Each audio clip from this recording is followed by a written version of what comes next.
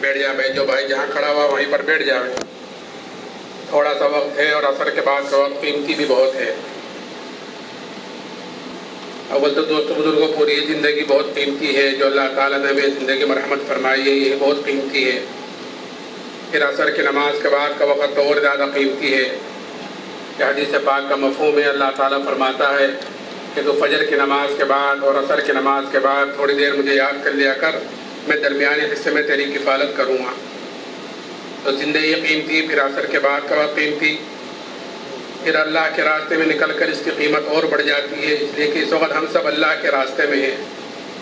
کہ اللہ کے راستے کی ایک صبح اور ایک شام دنیا اور دنیا میں جو کچھ ہے ان سب سے بہتر ہے. لیکن ہم یہ وقت بہتر جب بنے گا جب ہم اس وقت کو بہتر بناویں گے.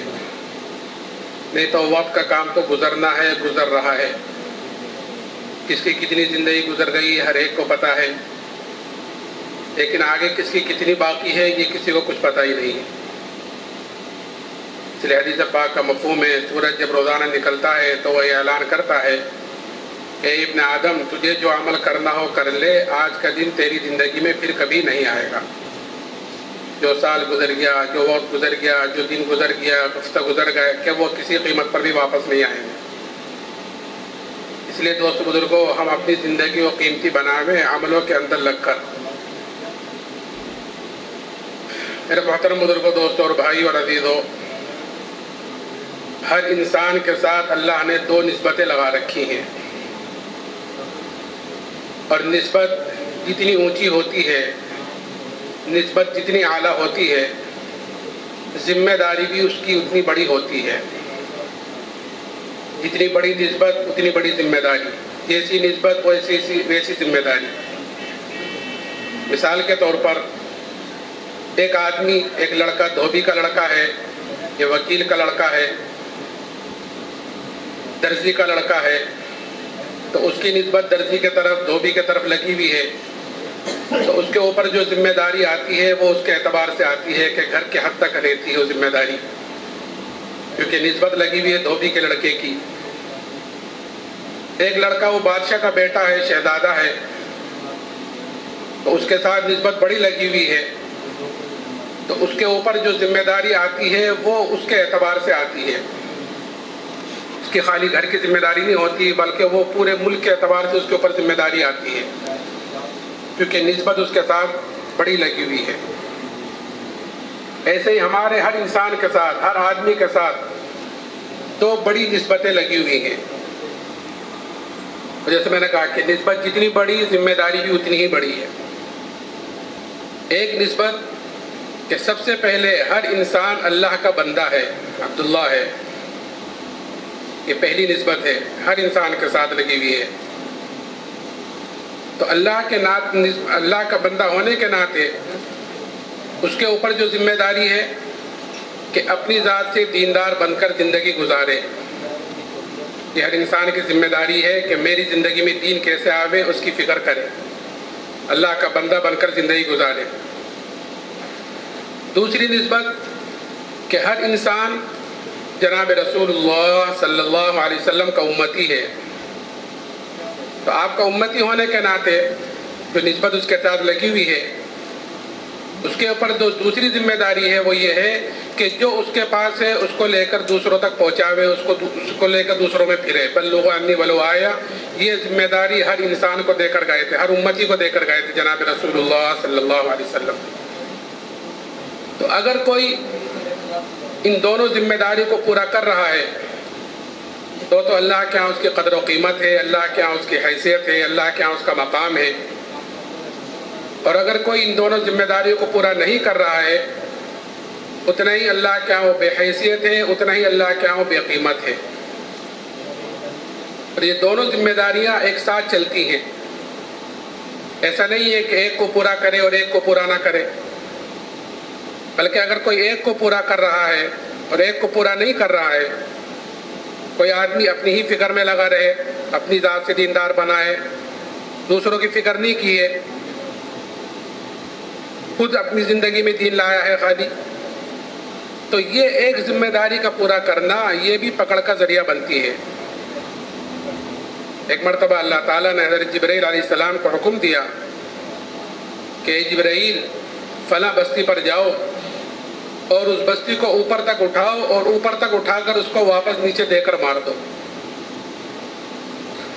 تو حضرت جبرائیل نے عرض کیا اے اللہ، اس میں تو ایک طرح فلاں بندہ ہے جو تیری عبادت کرتا ہے، تیری نافرمانی نہیں کرتا، تیری عبادت میں مستقل لگا رہتا ہے۔ اللہ نے فرمایا کہ اس کے سمیت اس بستی کو اٹھاؤ اور اس کے سمیت اس بستی کو پٹک دو۔ کیوں؟ اس لیے کہ میرے احکامات ٹوٹ رہے تھے دنیا میں، میری نافرمانی ہو رہی تھی اور اس کے ماتھے پر بل تک نہیں آیا۔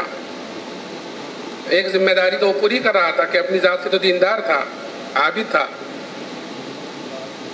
لیکن ایک ذمہ داری پوری کرنے کی وجہ سے اللہ نے یہ حکم دیا۔ اچھا، کوئی اگر ایک دوسری ذمہ داری پوری کرے کہ سارے گھر، ساری تعلیم، ساری تقریریں، سارے اصول، ساری چیزیں دوسروں ہی کے لیے، اور خود عمل سے خالی رہے، خود اس چیزوں سے خالی رہے، کہ یہ بھی پکڑ کا ذریعہ بنتی ہے۔ حدیث پاک کا مفہوم ہے کہ جب جنتی جنت میں چلے جائیں گے اور دوزخی دوزخ میں چلے جائیں گے تو بعد اہل جنت اہل دوزخ سے جا کر یہ پوچھیں گے کہ تم دوزخ میں کیسے آ گئے؟ ہم تو جو جنت میں گئے ہیں وہ تمہاری باتوں پر عمل کرنے کی وجہ سے گئے ہیں، تم ہمیں نماز کو، روزے کو، تم ہمیں اعمال کو، آخرت اس کو کہتے تھے، تو ہم نے اس پر عمل کیا ہے، تو اس کی وجہ سے تو ہم جنت میں گئے ہیں، تم جو دوزخ میں کیسے آ گئے؟ تو وہ کہیں گے کہ ہم تم کو تو کہتے تھے لیکن خود عمل نہیں کرتے تھے۔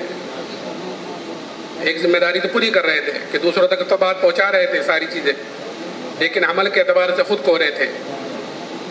میں نے عرض کیا دو نسبتیں ہیں اور دو نسبتوں کے ساتھ دونوں ذمہ داریاں ہیں۔ اس میں سے پہلی ذمہ داری جو ہے کہ ہر انسان سب سے پہلے اللہ کا بندہ ہے تو بندہ بن کر زندگی گزارے۔ اور بندگی زندگی میں کیسے آئے گی؟ کہ بندگی زندگی میں آتی ہے محنت کے ذریعے سے، کہ آدمی جو چلتا ہے دین پر وہ اپنی اندر کی طاقت سے چلتا ہے، کہ اندر کی طاقت جیسی ہوتی ہے وہ باعتبار اعمال کے اس اعتبار سے چلاتی ہے۔ اس لیے ہمیں بنیادی طور پر سب سے پہلے اپنے اندر کے یقین کو بدلنا ہے، یعنی اپنے ایمان کو بنانا ہے کہ یہ ایمان، کہ یہ اللہ نے ہمیں سب سے بڑی نعمت مرحمت فرمائی ہے، یہ سب سے بڑی نعمت ہے ایمان کی دولت۔ اس لیے کہ انعامات تو اللہ تعالیٰ کے بے شمار ہیں، کہ قرآن یہ کہتا ہے وَإِن تَعُدُّوا نِعْمَةَ اللَّهِ لَا تُحْصُوهَا، کہ اللہ تعالیٰ کے انعامات تو اتنے ہیں کہ اگر تم اللہ کی نعمتوں کو گننا چاہو، شمار کرنا چاہو تو تم اللہ کی نعمتوں کو گن نہیں سکتے، شمار نہیں کر سکتے۔ اتنے انعامات اللہ تعالیٰ کے، قدم قدم پر، سانس سانس پر اللہ تعالیٰ کی نعمتیں بارش کی طرح ہمارے اوپر اتر رہی ہیں۔ اور ایسی ایسی نعمتیں ہیں کہ اللہ کی ایک نعمت بڑی نعمت ہوتی ہے لیکن ہمارا دھیان ادھر نہیں جاتا کہ یہ بھی اللہ کی نعمتوں میں سے کوئی نعمت ہے۔ اس لیے کہ ہر چیز کی قدر و قیمت آدمی کو اس وقت پتہ چلتی ہے جب وہ چیز ہاتھ سے نکل جاتی ہے۔ جب تک کوئی چیز آدمی کے ہاتھ میں ہوتی ہے آدمی کو اس کی قدر و قیمت کا اندازہ نہیں ہوتا۔ مثال کے طور پر اللہ نے ہمیں آنکھیں دے رکھی ہیں، کوئی آدمی آنکھوں سے معذور ہو جائے تو پتہ چلے آنکھ کتنی بڑی نعمت ہے، ہاتھ و پیروں سے معذور ہو جائے تو پتہ چلے ہاتھ پیر کتنی بڑی نعمت ہے۔ اور ایسی ایسی نعمتیں، جیسے میں نے کہا کہ نعمت کی قدر جب بھی ہوتی ہے۔ ایک مرتبہ نظام الدین میں میرے پاس دو آدمی آئے اور آ کر کہنے لگے کہ مولانا ہمارے بھائی کے لیے دعا کرنا، 10 سال سے پیشاب بند ہے، 10 سال ہو گئے ہیں، نلکی لگا رکھی ہے، نلکی لگی رہتی ہے تو وہ پیشاب تھوڑا تھوڑا ہوتا رہتا ہے، نلکی نکال دو تو پیشاب بھی نہیں ہوتا۔ کتنی بڑی نعمت ہے، لیکن ہمارا دھیان ادھر نہیں جاتا کہ یہ بھی کوئی نعمتوں میں سے کوئی نعمت ہے۔ تو انعامات اللہ تعالیٰ کے بے شمار ہیں۔ پھر دوستو بزرگوں، ہر نعمت کے استعمال کا جناب رسول اللہ صلی اللہ علیہ وسلم نے طریقہ بھی بتلایا ہے، اور ہر نعمت کے بارے میں کل قیامت کے دن ہر آدمی سے سوال بھی کیا جائے گا۔ ایسا نہیں ہے کہ یہ نعمتیں دی ہیں، ان کو ہم جہاں چاہیں، جس طرح چاہیں، جیسا چاہیں ہم ان کو خرچ کر آ جاویں، ہم اس کو لگا کر آ جاویں، ہم اس کو استعمال کر آ جاویں، کہ نہیں، حضور اقدس صلی اللہ علیہ وسلم نے پیدائش سے لے کر موت تک ہر موقع کی دعا بھی بتلائی ہے، ہر موقع کا طریقہ بھی بتلایا ہے، ہر موقع کی دعا بھی بتلائی ہے اور ہر موقع کا طریقہ بھی بتلایا ہے۔ اگر ہماری زندگی اس طریقے کے مطابق ہو جاوے جس طریقے پر جناب رسول اللہ صلی اللہ علیہ وسلم نے فرمایا ہے، اور وہ نعمتیں اس طریقے پر استعمال ہوں جس طریقے پر نبی نے استعمال کرنے کو بتلایا ہے، تو نعمت کی پکڑ سے بچ جائیں گے۔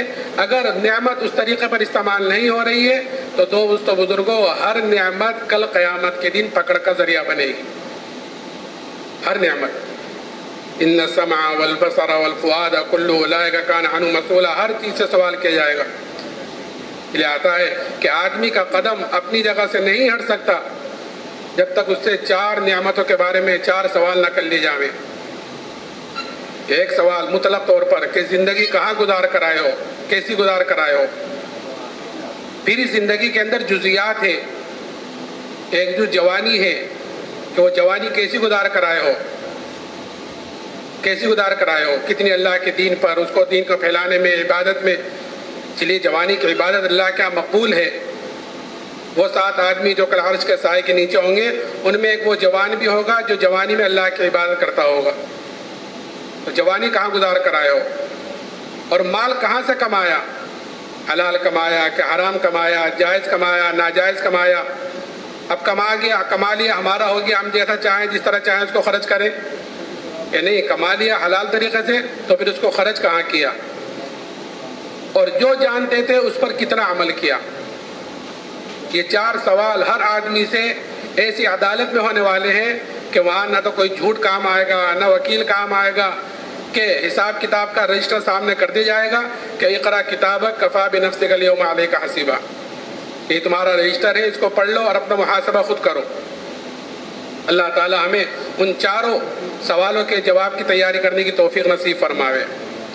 تو میں عرض کر رہا تھا کہ انعامات تو اللہ تعالیٰ کے بے شمار ہیں، لیکن ان تمام نعمتوں میں جو سب سے بڑی نعمت اللہ نے مجھے اور آپ کو مرحمت فرمائی ہے وہ ایمان کی دولت ہے۔ اس سے بڑی کوئی نعمت نہیں ہے، اس لیے کہ آدمی اگر خدا نہ خواستہ ایمان کے بغیر اس دنیا سے جاتا ہے تو پھر کل قیامت کے دن اپنی جان کے فدیے میں دنیا کا سارا سونا چاندی بھی دے دے تو کل قیامت کے دن اللہ کے عذاب سے نہیں بچ سکتا۔ اتنی بڑی دولت اللہ نے، اگر ہم ساری زندگی بھی سجدے میں سر رکھ کر اس نعمت کا شکر ادا کرنا چاہیں، یہ نعمت جو اللہ نے ایمان کی دولت ہمیں مرحمت فرمائی ہے، تو خدا کی قسم اس نعمت کا شکر ہم ادا نہیں کر سکتے، اتنی بڑی دولت ہے۔ لیکن جو چیز آدمی کو بغیر محنت کے، بغیر مجاہدے کے، بغیر قربانیوں کے جو چیز آدمی کو ملتی ہے، آدمی کے اندر اس کی قدر و قیمت کم ہوتی ہے بنسبت اس کے جو چیز آدمی محنت کر کر حاصل کرتا ہے، کہ جس چیز پر آدمی کا جان مال وقت لگتا ہے، جس چیز کے لیے آدمی قربانی دیتا ہے، تو اس کی قدر و قیمت آدمی کے اندر زیادہ ہوتی ہے، اور جو بغیر محنت بغیر مجاہدے کے ملتی ہے کہ اس کی قدر و قیمت کم ہوتی ہے۔ تو ایمان کیونکہ ہمیں بغیر محنت کے، بغیر مجاہدے کے، بغیر کسی قربانی کے اللہ نے دے دیا ہے، جیسے وراثت میں کسی کو کوئی چیز مل جاوے، تو اس لیے ہمارے اندر بھی اس ایمان کی قدر و قیمت کم ہے۔ چلے جناب رسول اللہ صلی اللہ علیہ وسلم نے ایمان والے کی اللہ کے ہاں کیا حیثیت ہے، کیا قدر و قیمت ہے، وہ بتلائی ہے، اور صحابہ کے اندر یہ چیز اتاری ہے کہ کیا قدر بتلائی، کہ یہ قدر بتلائی ایمان والے کی کہ جب تک ایک ایمان والا، ایک اللہ کہنے والا اس دنیا میں موجود رہے گا کہ اللہ کے ہاں تمہاری یہ قدر ہے کہ اللہ تعالیٰ اس ساتھ زمین آسمان کے نظام کو باقی رکھے گا ایک ایمان والے کی وجہ سے۔ یہ قدر بتلائی، اور قیمت کیا بتلائی کہ اگر رائے کے دانے کے برابر بھی ایمان کو بچا کر لے گئے تو اللہ تعالیٰ اس دنیا سے 10 گنی بڑی جنت مرحمت فرمائے گا۔ اب جس کا ایمان جتنا اونچا ہوگا، جس کا ایمان جتنا اعلیٰ ہوگا، کہ کل قیامت کے دن اس کی اتنی بڑی جنت ہوگی۔ یہ دعوت و تبلیغ والا کام جو اللہ نے ہمیں مرحمت فرمایا اپنے فضل سے، یہ اپنے ایمان کو بنانے کے لیے ہے، اپنے یقین کو بنانے کے لیے ہے، کہ جب آدمی اللہ کے راستے میں نکلتا ہے چلے 4 مہینے کے لیے اور ہر وقت مسجد میں رہتا ہے، اللہ کی بڑائی کو بولتا ہے، سنتا ہے، سوچتا ہے، اس کی دعوت دیتا ہے، تو اللہ سے ہونے کا یقین اندر پیدا ہوتا ہے، اور جب اللہ سے ہونے کا یقین اندر پیدا ہوتا ہے تو پھر بدن سے نکلنے والے اعمال صحیح ہوتے ہیں۔ جیسے میں نے کہا کہ آدمی کو جو چیز چلاتی ہے عمل کے اعتبار سے وہ اس کو اس کے اندر کی طاقت چلاتی ہے. تو یہ ایمان کی قدر و قیمت صحابہ کے اندر ایسی اتاری اور صحابہ کے اندر ایسی اتری کہ پھر صحابہ نے اس ایمان کے لیے ہر تکلیف کو، ہر مشقت کو، اور کوئی چیز ایمان کے مقابلے پر آئی ہے اس کو قربان کیا ہے. کہ آدمی کے اندر جب کسی چیز کی قدر و قیمت اتر جاتی ہے تو آدمی اس کے لیے اپنی جان، مال اور اپنا راحت آرام سب اس کے لیے قربان کرنے کو تیار ہو جاتا ہے جس چیز کی قدر و قیمت آدمی کے اندر اتر جاتی ہے. آج ہمارے اندر کیونکہ دنیا کی قدر و قیمت ہے تو اس کے لیے ہم اپنی جان مال سب جھونک دیتے ہیں، اپنا راحت آرام سب اس کے لیے لگا دیتے ہیں کیونکہ ہمارے اندر اس کی قدر و قیمت ہے. اور یہاں تک ہوتا ہے کہ آدمی دوسرے ملکوں میں جا کر رہتا ہے اور سالوں بعد واپسی ہوتی ہے اس کی، سالوں سال باہر رہتا ہے کمانے کے لیے. یہ قدر و قیمت ہے اندر. ایک مرتبہ ہم سعودی افریقہ کا سفر تھا، وہاں سے واپس آ رہے تھے، قطر ایئر لائن تھی. تو قطر سے ہم جب چلے تو سامنے اسکرین پر آتے رہتے ہیں ممالک کے کہاں سے گزر رہی ہے جہاز، کہاں سے گزر رہا ہے. تو جب ہندوستان کے اوپر فلائٹ ہماری پائی تو ایک جہاز میں ایک شور ہوا، تالیاں بجائیں لوگوں نے. تو پتہ چلا کہ یہ وہ لوگ ہیں جو 4 سال سے 5 سال سے دوسرے ملکوں میں پڑے ہوئے تھے کمانے کے لیے.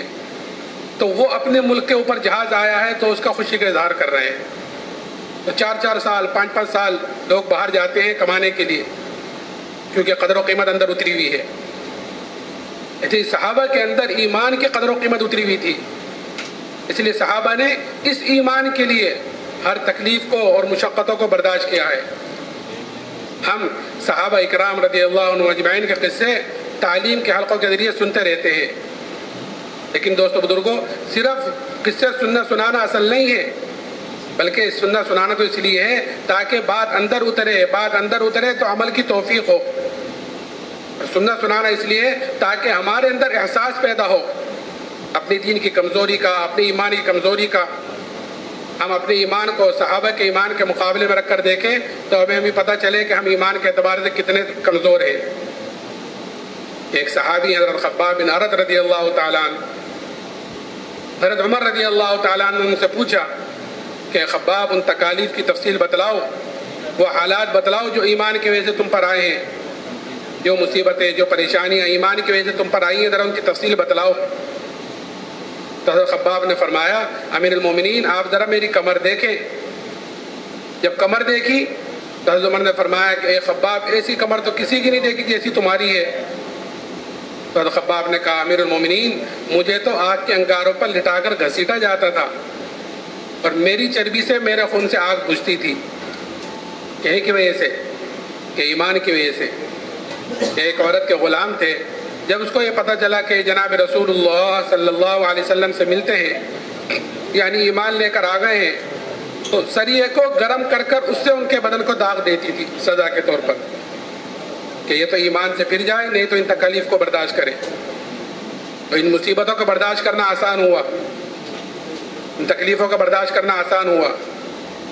اور پھر اتنا ہی نہیں، جب فتوحات کا دروازہ کھلا اللہ کی طرف سے، اس لیے کہ ایمان والے کی علامت بتلائی گئی ہے کہ مومن کی 2 علامت بتلائی گئی ہے. مومن جو کام کرتا ہے، نماز پڑھی ہے، روزہ رکھا ہے، حج کیا ہے، زکوٰۃ دی ہے اور دوسرے اعمال تیرے اعمال ہیں.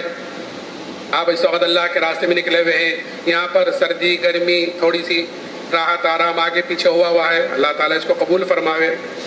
تو مومن جو عمل کرتا ہے اس کا بدلہ وہ دنیا میں نہیں چاہتا، اس لیے کہ اس کو پتا ہے یہاں جو ملے گا وہ وقتی ملے گا اور تھوڑا ملے گا، کہ آخرت کے اعتبار سے تھوڑا اور وقتی کے موت تک. اور آخرت میں جو ملے گا کہ وہ ہمیشہ کے لیے ملے گا اور دنیا سے بہت زیادہ ملے گا. اس لیے مومن اپنے نیک اعمال کا بدلہ دنیا میں نہیں چاہتا. اور مومن جو کام کرتا ہے، جو بھی نیک عمل کیا ہے اس نے، جو کام بھی کیا ہے کہ وہ اپنے اللہ کو راضی کرنے کے لیے کرتا ہے. کوئی دیکھ رہا ہے نہیں دیکھ رہا ہے، کوئی خوش ہے ناخوش ہے، کہ اس کو پرواہ نہیں ہے کہ میرا اللہ مجھ سے راضی ہو جائے گا. یہ اصل ہے کہ ہر چیز میں مومن اپنے اللہ پر نظر جمائے ہوئے ہوتا ہے، میرے اللہ کا کیا حکم ہے. اسی لیے حضور اقدس صلی اللہ علیہ وسلم نے حضرت ابو ذر رضی اللہ تعالیٰ عنہ کو نصیحتیں کی تھیں. اس میں ایک نصیحت یہ بھی تھی کہ اے ابو ذر، اللہ کے معاملے میں کسی ملامت کرنے والے کی ملامت کی پرواہ نہ کرنا. اللہ نے حکم دیا ہے. کیا حکم دیا ہے؟ ما آتاکم الرسول فخذوہ وما نہاکم عنہ فانتہوا. زندگی گزارنے کا طریقہ کہ جو کچھ تمہیں تمہارا نبی دے اسے لے لو، اور جس چیز سے روکیں اس سے رک جاؤ. تو حضور اقدس صلی اللہ علیہ وسلم کامل اور مکمل دین لے کر آئے ہیں. اور خالی نماز پڑھنا، خالی روزہ رکھنا اتنا دین نہیں ہے، بلکہ دین تو عمل کے مجموعے کا نام ہے. کہ حضور اقدس صلی اللہ علیہ وسلم پیدائش سے لے کر موت تک ہر موقع کی دعا بھی اور ہر موقع کا طریقہ لے کر آئے ہیں. وہ پوری زندگی، یہ 24 گھنٹے کی پوری زندگی، 60-70 سال کی جتنی زندگی اللہ نے ہمیں مرحمت فرمائی، یہ پوری زندگی، کہ یہ ہماری پوری زندگی نبی کے طریقے کے مطابق ہو جاوے تو ہماری زندگی بنے گی دینی. اور اگر کچھ ہے کچھ نہیں ہے تو پھر زندگی دینی نہیں ہے، بلکہ یہ آگے جا کر پکڑ کا ذریعہ بنے گی. جیسے نماز ایک نام ہے، لیکن نماز خالی قیام کا، خالی رکوع کا اتنا نہیں ہے، بلکہ اس میں قیام بھی ہے، رکوع بھی ہے، سجدہ بھی ہے، تشہد بھی ہے، جلسہ بھی ہے، قرات بھی ہے، سلام بھی ہے. یہ ساری چیزیں ہوتی ہیں تو اس کا نام بنتا ہے نماز. اگر کوئی ایک چیز کم ہو جاوے کہ وہ نماز کامل نہیں ہے، مکمل نہیں ہے. بعض چیزوں سے نماز ہوتی نہیں ہے، بعض چیزوں کو کرنا پڑتا ہے سجدہ سہو وغیرہ کے ساتھ، وہی مسئلہ مسائل. تو نماز خالی نام ہے لیکن اس میں ساری چیزیں ہیں. ایسے ہی دین ایک نام ہے، تو دین ایک آدھ عمل کا نام نہیں ہے، بلکہ دین تو عمل کے مجموعے کا نام ہے. عمل کے مجموعہ. میں نے کہا کہ حضور اقدس اللہ تعالیٰ نے فرمایا کہ ما آتاکم الرسول فخذوہ، کہ زندگی کے جس شعبے میں تمہیں جو نبی دیں، کہ وہ چاہے شادی بیاہ ہو، کمانا ہو، خرچ کرنا ہو، گھر والوں کے ساتھ کیسے رہنا، باہر والوں کے ساتھ کیسے رہنا، ہمارے معاملات کیسے ہوں، ہمارے معاشرہ کیسا ہو، کہ حضور اقدس صلی اللہ علیہ وسلم پر کامل اور مکمل دین اترا ہے. کہ زندگی کے کسی شعبے میں بھی انگلی رکھنے کی گنجائش نہیں ہے کہ یہاں کا دین نہیں اترا ہے نبی پر. بلکہ فرمایا الیوم اکملت لکم دینکم واتممت علیکم نعمتی، کہ کامل اور مکمل دین. تو وہ کامل اور مکمل دین ہماری زندگیوں میں آوے، یہ اصل ہے. اس کے لیے یہ محنت ہے کہ جب محنت کر کر آدمی کے اندر کا یقین بنے گا، جب محنت کر کر آدمی اپنے ایمان کو بنائے گا، تو پھر آدمی اپنے دین کی طرف سے بھی فکر مند ہوگا. جیسے صحابہ اکرام کہ انہوں نے اپنے ایمان کو بنایا پہلے، کہ تعلمنا الایمان ثم تعلمنا القرآن، کہ پہلے ہم نے ایمان کو بنایا ہے، پھر ہم نے قرآن سیکھا ہے. قرآن یعنی شریعت، دین. کہ جب ایمان بن گیا تو پھر دین پر چلنا آسان ہو گیا. پھر کوئی رکاوٹ آئی چلنے میں تو اس رکاوٹ کو برداشت کرنا بھی آسان ہوا. رکاوٹیں آتی ہیں دین پر چلنے میں. رکاوٹ کیسے آتی ہے؟ کہ ایک طرف حکم آتا ہے اور ایک طرف خواہش آتی ہے. تو اگر ایمان بنا ہوا ہوگا تو آدمی اپنی خواہش کو قربان کرے گا اور حکم کو پورا کرے گا، جیسے صحابہ نے کیا. ایک مرتبہ ایک صحابی کے گھر میں شراب کا دور چل رہا تھا. شراب کیسی چیز ہے، ہر نشے والی چیز بڑی مشکل سے چھوٹتی ہے. ہر نشے والی چیز. ہمارے ایک مرتبہ نظام الدین میں جماعت میں گئے، 12-15 سال ہو گئے. تو نظام الدین کا ایک آدمی بھی ہمارے ساتھ تھا بستی کا، مگر وہ ایسا تھا شراب پیوے، جوا کھیلے اور ہر غلط کام اس نے کر رکھے تھے. اور شراب سے تو اس کے گھر والے بہت پریشان تھے. پھر چلے میں چلا گیا ہمارے ساتھ، ماشاءاللہ وقت اچھا لگایا. اور آدمی جب چلے میں نکلتا ہے تو ایمان پر چوٹ پڑتی ہے، تو آدمی کو گزرے اوپر ندامت شرمندگی بھی ہوتی ہے، آئندہ کے لیے توبہ استغفار بھی کرتا ہے. تو وہ تہجد کی اذان سے، تہجد کے وقت سے، فجر کی اذان سے 1-1 گھنٹہ پہلے اٹھ کر رونا شروع کر دیتا تھا اللہ کے سامنے. اور اس پر یہ اثر ہوا کہ اس نے امیر جو ذمہ دار تھا اس کو وصیت لکھنی شروع کر دی، کیونکہ موت کا استعدار ہوتا ہے، آخرت کا استعدار ہوتا ہے. آدمی غافل ہو جاتا ہے نا موت سے تو پھر غلط کام کرتا ہے. کہ موت کا استعدار ہوا، آخرت کا استعدار ہوا، تو اس نے وصیتیں شروع کر دی اور پرچہ لکھ کر امیر کو دے دیا. تو ماشاءاللہ ایک کیفیت بنی اس کے اندر. پھر چلا پورا ہوا، گھر واپس آئے، اور اسی لیے مقامی کام کو جو کہا تھا نا پابندی سے کرو مقامی کام، وہ اسی لیے کہ چلے 4 مہینے کے اندر جو رنگ چڑھا ہے وہ رنگ گھر جا کر باقی رہے.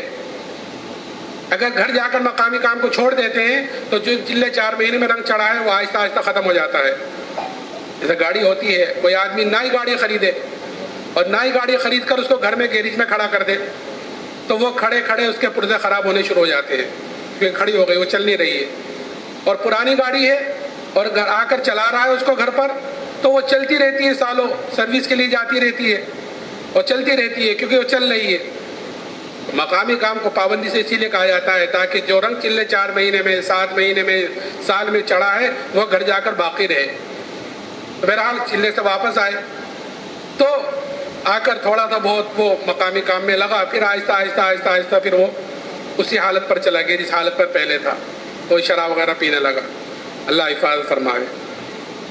تو میں کہہ رہا تھا کہ ہر نشے والی چیز بڑی مشکل سے چھوٹتی ہے. ایک صحابی کے گھر میں شراب کا دور چل رہا تھا، شراب پی جا رہی تھی. کان میں آواز پڑی کہ شراب حرام کر دی گئی ہے.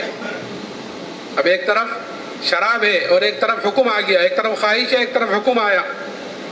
لیکن جیسے ہی حکم کانوں میں پڑا کہ جتنے شراب مٹکے کے بھرے ہوئے تھے سارے کے سارے مٹکے اٹھا کر پھوڑ دیے کہ اس وقت پورے مدینے میں شراب ہی شراب کہ جس کے ہاتھ میں تھی اس کے منہ تک نہیں گئی، جس کے منہ تک چلی گئی تھی حلق سے نیچے نہیں اتری. کیوں؟ کیونکہ اندر ایمان بنا ہوا تھا کہ حکم آیا ہے تو خواہش کو قربان کیا ہے. میں عرض کر رہا تھا کہ حضور حضرت صلی اللہ علیہ وسلم نے حضرت ابو ذر سے فرمایا تھا کہ اے ابو ذر، اللہ کے معاملے میں کسی ملامت کرنے والے کی ملامت کی پرواہ نہ کرنا. مومن کی علامت بتلائی گئی ہے کہ مومن جو کام کرتا ہے کہ وہ اپنے اللہ کو راضی کرنے کے لیے کرتا ہے. اسی لیے جب فتوحات کا دروازہ کھلا تو صحابہ کرام رضی اللہ عنہ اجمعین اس پر رویا کرتے تھے کہ کہیں ہماری تکلیفوں کا، ہماری مشقتوں کا کہیں بدلہ دنیا میں تو نہیں مل رہا ہے. لیکن جیسے میں نے کہا ان کو پتہ تھا یہاں تو جو ملے گا وہ تھوڑا ملے گا اور وقتی ملے گا. دوستو بزرگوں، جو ایمان اللہ نے صحابہ کو مرحمت فرمایا تھا وہی ایمان اللہ نے مجھے اور آپ کو بھی مرحمت فرمایا ہے. فرق اتنا ہے کہ صحابہ محنت کر کر کر اپنے ایمان کے اعتبار سے اعلیٰ درجوں پر پہنچ گئے تھے اور ہم نے محنت کو چھوڑا ہے، اس لیے ہم ایمان کے اعتبار سے کمزور درجے پر پہنچ گئے ہیں. اس لیے چھوٹی چھوٹی باتوں پر اپنے ایمان کو مسلمان بھیج دیتا ہے اور چھوٹی چھوٹی تکلیفوں پر، چھوٹی چھوٹی چیزوں پر ایمان کے تقاضوں کو پورا کرنے سے پیچھے رہ جاتا ہے. اس لیے ایمان کو بنانا، اور ایمان بنتا ہے قربانیوں سے. صحابہ نے جس طرح تکلیفیں برداشت کی ہیں ایمان کے لیے، ایسے ہی ایمان کے مقابلے میں کوئی چیز آئی ہے ایمان کے مقابلے میں تو اس کو قربان کیا ہے. قربانی آئی ہے کہ ایک طرف ایمان ہے ایک طرف حکومت آئی ہے کہ صحابہ نے حکومت کو قربان کیا ہے، ایمان کے مقابلے پر آئی ہے. ایک صحابی حضرت عبداللہ ابن حذافہ رضی اللہ تعالیٰ عنہ، ان کو روم کی فوج نے قید کیا اور قید کر کر بادشاہ کے سامنے لائے. بادشاہ نے ان کے اوپر نصرانیت کو پیش کیا کہ تم نصرانی ہو جاؤ تو میں آدھی بادشاہ تم کو دے دوں گا. وہ صحابی انہوں نے سوچا ہوگا کہ یہ بادشاہ مجھے کامل ایمان چھوڑنے پر آدھی بادشاہ دینے کو تیار ہے، اور مجھ سے میرے نبی نے کیا کہا کہ اگر رائے کے دانے کے برابر بھی ایمان کو بچا کر لے گئے تو اللہ تعالیٰ اس دنیا سے 10 گنی بڑی جنت مرحمت فرمائے گا، کہ کہیں دور دور تک بھی مقابلہ نہیں.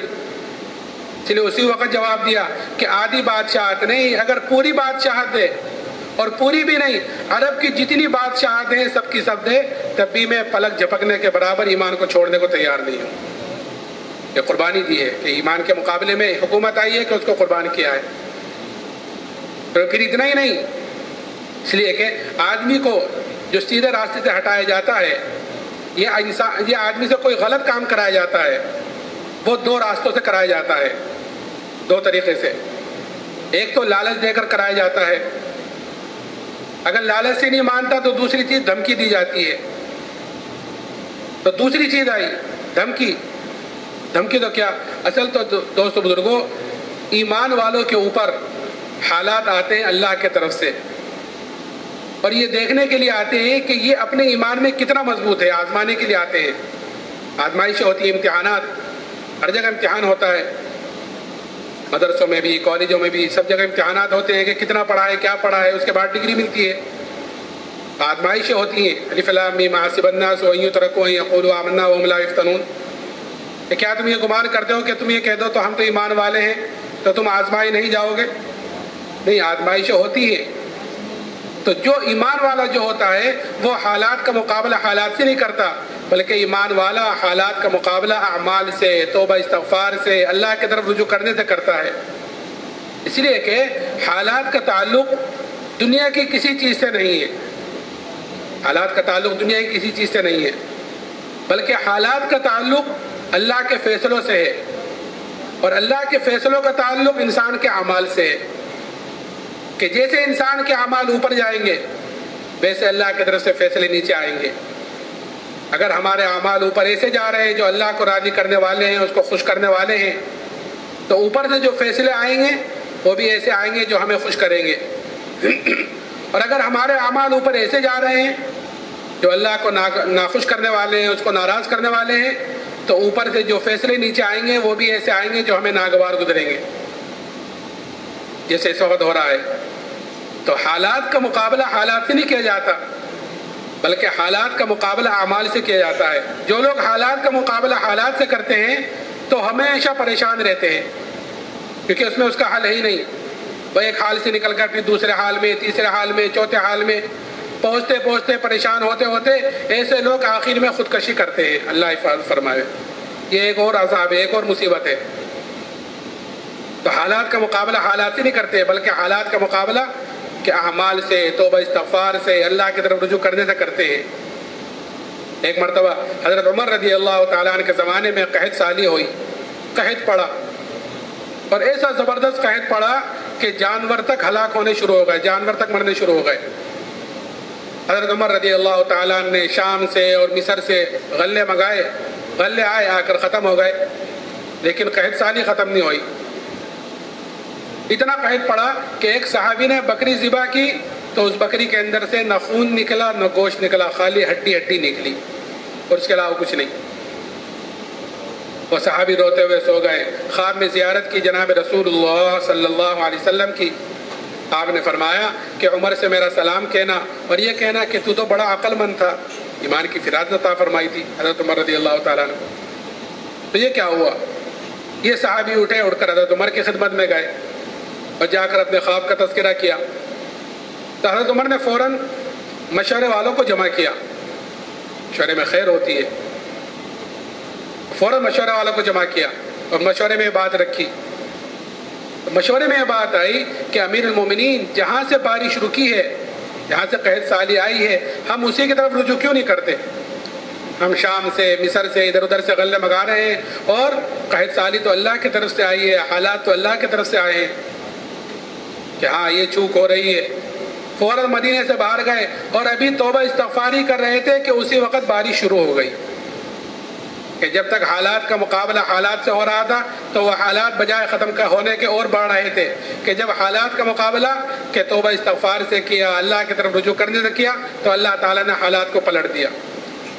آج بھی دوستو بزرگوں، آج پوری دنیا پر جو حالات ہیں اور خاص طور سے مسلمانوں کے اوپر، ان کا واحد علاج یہی ہے کہ ہر مسلمان اللہ کی طرف توبہ استغفار کرنے والا بنے، کہ اپنے طرف سے بھی توبہ استغفار کرے، اور ہر انسان، ہر امتی، پوری امت کا ذمہ دار ہے، اس لیے پوری امت کی طرف سے توبہ استغفار کرے. اور توبہ کا دروازہ کہ یہ موت تک کھلا ہوا ہوتا ہے، کھلا ہوا ہے موت تک. لیکن شیطان کہ وہ دو چیزیں کرتا ہے کہ پہلے تو توبہ کو ٹلواتا ہے کہ ٹھیک ہے کر لیں گے، دیکھ لیں گے، سوچ لیں گے، ابھی کیا جلدی ہے، کہ وہ ٹلاتا ہے توبہ کو، اور پھر آخر میں جا کر وہ مایوس کر دیتا ہے. یہ شیطان کے کام ہوتے ہیں، یہ مستقل ساتھ لگا ہوا ہے. اس لیے پہلی فرصت میں ہر آدمی اللہ کی طرف توبہ استغفار کرنے والا بنے. میں عرض کر رہا تھا کہ دوسری چیز پھر ان صحابی، اس بادشاہ نے دھمکی دی، دوسرے حالات آئے کہ ایک دیگ منگائی، دیگ کے اندر پانی کھولایا. جب پانی خوب کھول گیا تو بادشاہ نے قیدیوں کو بلا کر ان کے سامنے اس میں ڈلوایا اور یہ کہا کہ یہ تو ایمان سے پھر جاؤ، نہیں تو تمہیں بھی اس میں ڈالا جائے گا. وہ صحابی کہنے لگے تجھ سے جو ہو سکے وہ تو کر لے. بادشاہ نے حکم دیا کہ ان کو اس میں ڈال دو. جب لے جانے لگے تو وہ صحابی رونے لگے. اس کی اطلاع کی گئی، بادشاہ نے کہا تھا کوئی نئی بات ہو تو دیکھنا تو بتلانا.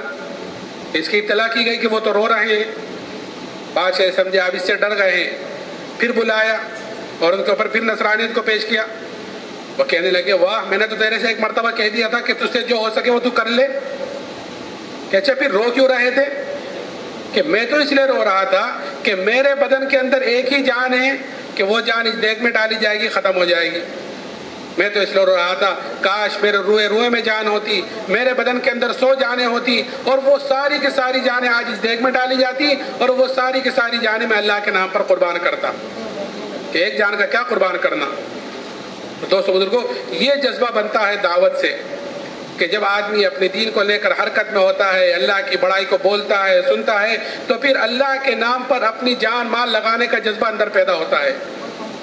تو میں عرض کر رہا تھا کہ یہ اجتماعات کا ہونا اور یہ چلے 4 مہینے میں نکالنا، یہ اسی لیے ہے تاکہ ہمارے اندر اپنی دین کی کمزوری کا، اپنے ایمان کی کمزوری کا ہمارے اندر احساس پیدا ہو جاوے. کہ جب آدمی کے اندر کسی چیز کا احساس پیدا ہو جاتا ہے تو پھر کسی کو کہنے سننے کی ضرورت نہیں ہوتی، آدمی خود ہی اس کی فکر میں لگتا ہے. صحابہ اکرام رضی اللہ عنہ اجمعین کے اندر ایمان کا احساس تھا، دین کا احساس تھا، اسی لیے چھوٹی چھوٹی باتوں پر اپنے ایمان کی طرف سے فکر مند ہوتے تھے. چھوٹی سی بات ہے کہ جب ہم نبی کی مجلس میں ہوتے ہیں تو ہمارے اندر کی کیفیت کچھ اور ہوتی ہے، اور جب گھر آ جاتے ہیں تو اندر کی کیفیت کچھ اور ہوتی ہے. کہ اتنی سی بات پر کہ نبی کی مجلس میں کیفیت کچھ اور ہے، گھر آ کر کچھ اور ہے، کہ اپنے منافق ہونے کا ڈر پیدا ہو گیا کہ کہیں منافق تو نہیں ہوں. یہ احساس ہے، ہمارے اندر بھی احساس ہے، لیکن وہ دنیا داری کا احساس ہے. اللہ کرے ہمارے اندر بھی دین کے اعتبار سے احساس پیدا ہو جاوے. تو ہمیں دعوت کے ذریعے سے اپنے اندر کے یقین کو بدلنا ہے. ایک دعوت کے ذریعے سے اپنے اندر کے یقین کو بدلنا، اور دوسرے ذکر کے ذریعے سے اپنی غفلت کو ختم کرنا. غفلت بھی ہمارے اندر خوب ہے. کہ کیسی غفلت ہے کہ ایک آدمی اللہ کے گھر میں اللہ کے سامنے کھڑا ہوا ہے، یعنی نماز پڑھ رہا ہے، مسجد میں ہے اور غافل ہے. حالانکہ اللہ کے سامنے کھڑا ہوا ہے کہ کوئی کاروبار میں ہے، کوئی کھیتوں میں ہے، کوئی دکان میں ہے، کوئی بیوی بچوں میں ہے، کوئی کہیں ہے، کوئی کہیں ہے، اور نماز پوری ہو گئی، امام نے سلام پھیر دیا، ہم نے بھی سلام پھیر دیا. کہ غفلت کے ساتھ عمل ہو رہا ہے. اس لیے ہمارے بڑے 3 تسبیح صبح کو، 3 تسبیح شام کو دھیان سے جی لگا کر قبلے کی طرف منہ کر باوضو ہو کر، اس لیے کہ اللہ کا ذکر اگر غفلت سے بھی لوگے تو بھی نفع سے تو خالی ہے ہی نہیں. نفع سے تو خالی ہے ہی نہیں. اللہ کا ذکر اگر غفلت سے بھی لیں ثواب تو اس پر مل ہی جائے گا، لیکن غفلت اپنی جگہ باقی رہے گی. اور اصل ہے غفلت کا ختم کرنا. کہ جب دھیان سے جی لگا کر قبلے کی طرف منہ کر اللہ کا ذکر کریں گے، ایک تسبیح تیسرے کلمے کی، ایک درود شریف کی، ایک استغفار کی، تو پھر اللہ کا دھیان اندر اترے گا. کہ جب اللہ کا دھیان اندر آئے گا تو پھر عمل کرنے کے اندر مزہ آئے گا. تو کریں گے انشاءاللہ. اب تھوڑا سا وقت باقی رہ گیا. جن بھائیوں کی جیب میں تسبیح ہے وہ اپنی 3 تسبیح یہی بیٹھ کر پوری کر لیں. جیسے میں نے شروع میں کہا تھا کہ عصر کے بعد کا وقت بہت قیمتی بھی ہے، اللہ کی طرف متوجہ ہو، اور کوئی ضرورت ہو تو اپنی ضرورت سے فارغ ہو کر اذان سے پہلے پنڈال میں آ جائے. انشاءاللہ مغرب کے بعد بھی بہت اہم بیان ہوگا اور سامنے تقاضے رکھے جائیں گے، اس تقاضوں پر اپنے آپ کو پیش کریں. اللہ تعالیٰ کے سنت عمل کی توفیق عطا فرمائے.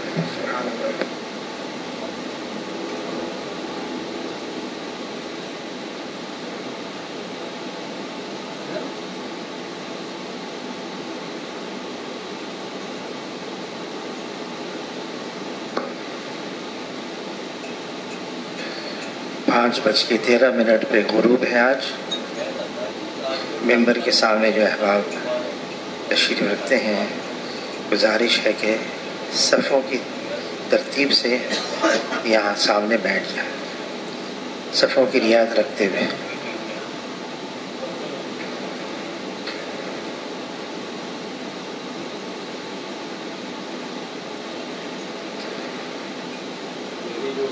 صف کے لیے نشان لگائے ہوئے ہیں زمین پر.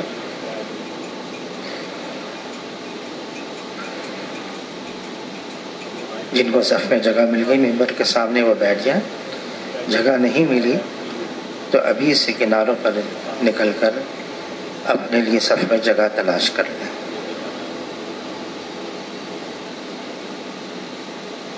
جن کو جگہ مل گئی صف میں ممبر کے سامنے وہ بیٹھ جائیں. جی تشریف رکھیں. اور جگہ نہیں ملی وہ کناروں پر نکل کر جگہ تلاش کر لیں اپنی. 5:13 پہ آج غروب ہے. مغرب کی نماز کے بعد انشاءاللہ بیان بھی ہوگا. بیان کے بعد تشکیل بھی ہوگی انشاءاللہ۔